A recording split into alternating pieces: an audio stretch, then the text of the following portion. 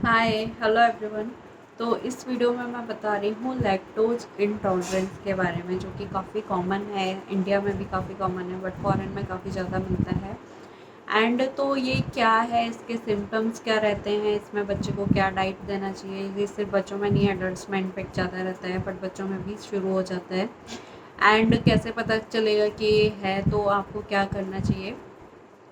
तो सबसे पहले आता है लैक्टोज इंटॉलरेंस है क्या। तो लैक्टोज इंटॉलरेंस क्या है, जिसमें बच्चा जो है दूध को, क्योंकि इसमें क्या रहता है, एक एंजाइम जो है लैक्टेज एंजाइम जो रहता है वो बॉडी में या तो नहीं होता है, जो बिल्कुल ही नहीं होता है, वो केसेस तो बहुत ही रेयर रहते हैं, उतना कॉमन नहीं है। तो वो जो है उसमें सिम्टम्स जो रहेंगे वो बर्थ से ही रहेंगे। बच्चा जो है दूध को डाइजेस्ट नहीं कर पाएगा, तो उसमें लैक्टोज फ्री जो है मिल्क आता है, मार्केट से लेना पड़ता है, या पाउडर वाले जो आते हैं, तो उसमें आपके डॉक्टर जो है वो प्रिस्क्राइब करेंगे। तो बाकी ये जो कॉमन रहता है, यूजुअली सिम्टम्स कब शुरू होते हैं, 5 साल के बाद जो है इसके सिम्टम्स ज़्यादातर शुरू होते हैं, और ये काफ़ी कॉमन है। और धीरे धीरे जो है हो सकता है कि लैक्टेज जो है धीरे धीरे बॉडी में कम होता जाता है। तो काफ़ी देखा होगा कि बच्चे जो हैं दूध इजीली डाइजेस्ट कर लेते हैं, बट जो है जब थोड़ा सा बड़ा हो जाते हैं, टीनेज में या फिर जो है एडल्ट्स में, तब दूध डाइजेस्ट करना जो है थोड़ा सा मुश्किल हो जाता है। तो स्पेशली उन केसेस में आपको क्या करना चाहिए एंड क्या देना चाहिए, तो वो इस वीडियो में मैंने आपको बताया है। और कुछ ऐसे टेम्पररी केसेस भी रहते हैं, लाइक गैस्ट्रोइंटेस्टाइनल इन्फेक्शन हो गया है, डायरिया हो गया है, या कुछ ऐसे पेट का इन्फेक्शन हो गया है, सीलिएक डिसीज़ हो गई है। सीलिएक डिसीज़ तो ऑब्वियसली टेम्पररी नहीं है, तो उसमें क्या रहता है, उस टाइम कुछ दिनों के लिए लैक्टोज फ्री डाइट देना पड़ता है, तो वो दैट्स ओके। तो वो जो है, अगर ऐसा लग रहा है तो आप लैक्टोज फ्री डाइट दे के देख सकते हैं, या जो है आप अपने डॉक्टर से कंसल्ट कर सकते हैं कि उस टाइम आपको क्या करना है। तो सबसे पहले आता है न्यूबॉर्न में। तो न्यूबॉर्न में उतना ज़्यादा कॉमन नहीं है, तो लेकिन अगर आपको लगता है कि आप जैसे ही बच्चे को फीडिंग कराते हैं, बच्चे को बहुत ही ज़्यादा गैस बन रही है, या बच्चे का पेट फूल जाता है, बच्चा बिल्कुल भी डाइजेस्ट नहीं कर पा रहा है, बच्चे को डायरिया हो रहा है, और बहुत ही ज़्यादा नैप्पी रैश वगैरह इसमें बहुत ही कॉमन मिलते हैं। इनफैक्ट जो है रेक्टल ब्लीडिंग भी, काफ़ी सीवियर केसेस में ब्लीडिंग भी आ जाता है, या फिर डायरिया में भी बच्चे को जो है ब्लड आ सकता है। और बच्चे का जो है मेन क्या रहेगा, वेट गेन बिल्कुल भी नहीं होगा, बहुत ही पुअर वेट गेन होगा, या फिर वेट गेन नहीं होगा। तो न्यूबॉर्न में ये सारे सिम्टम्स रहेंगे।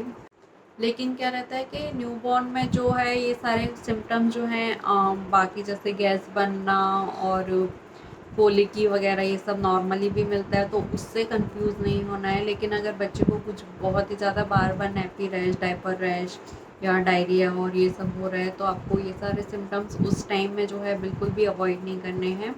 अदरवाइज जो है थोड़ा बहुत बच्चे जो हैं, गैस बनती है नॉर्मली न्यूबॉर्न्स में ज़्यादा बनती है, एंड पेट दर्द, कोलिकी, वो सब भी काफ़ी ज़्यादा रहता है। उसके लिए बर्पिंग वगैरह अच्छे से कराना है, तो वो कोलिकी वाला आप मेरा वीडियो देख सकते हैं, आपको आइडिया लग जाएगा।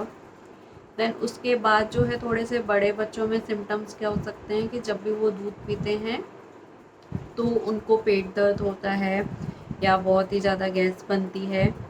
तो ऐसा क्या है, अगर बहुत ही ज़्यादा हो रहा है, क्योंकि थोड़ा बहुत तो ये जो है लैक्टेज धीरे धीरे हो सकता है कि काफ़ी कम, मतलब कम हो रहा हो, तो हो सकता है थोड़ा बहुत हो। लेकिन अगर ऐसे बहुत ही ज़्यादा हो रहा है, स्पेशली दूध पीने के बाद, तो आप जो है थोड़े दिन जो है लैक्टोज दूध जो है बंद करके देख सकते हैं, या दूध वाले जो भी प्रोडक्ट्स हैं। बाकी भी ऐसा नहीं है कि पनीर वगैरह इन सब से भी होगा, किसी में भी जिसमें भी लैक्टोज़ होगा, तो उसमें क्या रहता है, हमको लैक्टोज़ फ्री या फिर लो लैक्टोज़, वो डिपेंड करेगा कि बच्चे के सिम्टम्स कैसे हैं।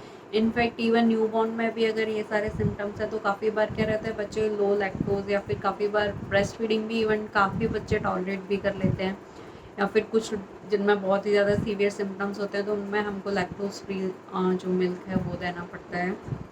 सिमिलरली जो बड़े बच्चे हैं तो, या एडल्ट्स हैं, तो उसमें भी लो लैक्टोज, तो उसमें सबसे बेस्ट क्या रहता है, मोस्ट ऑफ द लोगों में, फिर उन केसेस में जो कर्ड है, दही है, वो इजीली डाइजेस्ट हो जाता है, मिल्क के जितने भी प्रोडक्ट्स हैं। तो अगर आपके बच्चे को ऐसा कुछ सिम्टम्स लगता है, तो आप दूध की जगह जो है बच्चे की डाइट में दही इंक्लूड करके देखिए, तो उससे क्या रहेगा, एक तो उसमें प्रोबायोटिक्स रहता है, डाइजेशन के लिए भी अच्छा रहेगा, गैस के लिए भी अच्छा रहेगा। इन केस अगर वो भी बच्चा टॉलरेट नहीं कर पा रहा है तो डेफ़िनेटली आपको जो है डॉक्टर को दिखाने की ज़रूरत है। तो हो सकता है डॉक्टर जो है, अगर कुछ स्ट्रांगली सस्पिशन है या बहुत ही ज़्यादा सिम्पटम्स हैं, तो हाइड्रोजन ब्लड टेस्ट या फिर जो है एंजाइम लेवल्स और ये सारे टेस्ट करेंगे डॉक्टर्स, एंड सिम्टम्स के अकॉर्डिंग टेस्ट करेंगे। दैन उसके बाद जो उसका मेन ट्रीटमेंट वही है कि जो आपको खाने में देना है वो लैक्टोज फ्री या फिर लैक्टोज जिसमें कम है वो वाले चीज़ें देने हैं। तो जो भी डेयरी वाले प्रोडक्ट्स हैं, कोई भी दूध वाले प्रोडक्ट्स हैं, वो सारा टोटली अवॉइड करना है अगर बहुत ही ज़्यादा सिम्टम्स है। कभी कभी क्या रहता है, आप थोड़े दिन बंद करके रखेंगे, उसके बाद थोड़े दिन बाद थोड़े क्वांटिटी में शुरू करिए, तो भी काफ़ी केसेस में ठीक हो जाता है। तो आप क्या है, दूध जो है रिड्यूस करके भी देख सकते हैं। एक की जगह जो है अराउंड 1/4 या हाफ ग्लास दीजिए, 2-3 बार दिन में दे दीजिए, या फिर जो है 1-2 बार ही दे दीजिए। बाकी जो है कुछ और आइटम्स लाइक आप दूध की, काफ़ी बच्चे टॉलरेट कर लेते हैं चीज़ जिसमें कुछ थोड़ा सा अमाउंट में आप दे सकते हैं, या फिर कर्ड जो है वो काफ़ी हो जाता है। या फिर उस टाइम क्या है, आपको दूध क्यों देते हैं, मेनली कैल्शियम के लिए। तो उसमें आपको फिर बाकी जो कैल्शियम वाले सोर्सेस वाले खाने हैं, जिस पर मेरा एक अलग वीडियो है ऑलमोस्ट 20 फूड आइटम्स के, किसमें कैल्शियम कितना होता है, कितना रहता है, तो वो आप देख लीजिए। वो आपको डाइट में ज़रूर इंक्लूड करना चाहिए। दैन उसके अलावा जो है कैल्शियम फोर्टिफाइड फूड आप दे सकते हैं, या फिर जो है लैक्टोज फ्री मिल्क जो आता है वो आप दे सकते हैं। या फिर क्या रहता है, आपको जो फिर आप जो भी चीज़ें दे रहे हैं तो वो आपको ये पढ़ के देखना है। काफ़ी लाइक मिल्क ब्रेड आता है, अगर बहुत ही ज़्यादा सीवियर सिम्टम्स हैं तो हो सकता है कि बच्चा वो भी ना डाइजेस्ट कर पाए। या फिर आइसक्रीम वगैरह बच्चों को काफ़ी पसंद होती है, वो दूध की बनी होती है, तो वो बच्चे को उससे भी प्रॉब्लम हो सकती है। तो ये सारी जो कॉमन सी ऐसी चीज़ें रहती हैं जो कि हम दूध तो बंद कर दिया, लेकिन वो सारी चीज़ें बच्चा रेगुलरली ले रहा है, तो वो आप इंग्रेडिएंट्स, अगर बच्चे को ऐसे कुछ सिम्टम्स हैं तो वो इंग्रेडिएंट्स के कंटेंट भी आप पढ़ लीजिए। तो जिसमें भी मिल्क वगैरह है वो अवॉइड करिए, तो उससे सिम्टम्स बेटर होंगे।